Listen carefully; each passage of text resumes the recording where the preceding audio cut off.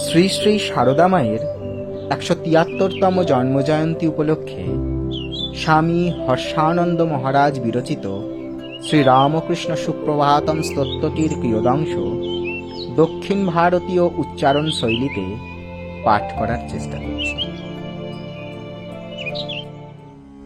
प्रातः प्रणामकरणं तव पादपद्मे संसारदुःखहरणं सुलभं करोति मत्येति भक्तिभरित्या प्रतिपालयन्ति श्रीरामकृष्ण भगवन् तव सुप्रभातम्।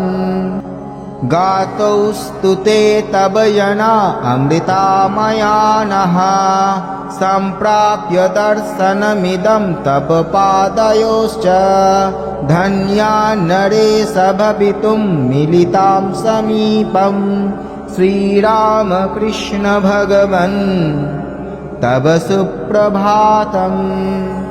सन्ध्याय दर्शनसुखं शरणागतेभ्यो मोहान्धकरमखिलं त्वमपाकुरुष्य ज्ञानार्कभक्तिसुलभे सकलार्तिहन्तः श्रीरामकृष्ण भगवन् तव सुप्रभातम्।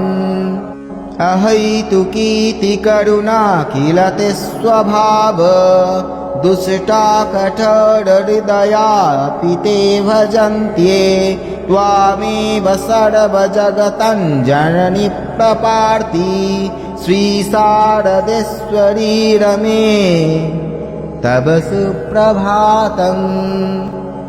सुप्तां स्तु भारतजनं सबजप्रहारैः उद्बोधयन् विवसयन् निजधर्ममार्गे प्रोत्साहयन् परमतं प्रकटीकरोषि वीरेश दत्तमहिमन् तव सुप्रभातम्।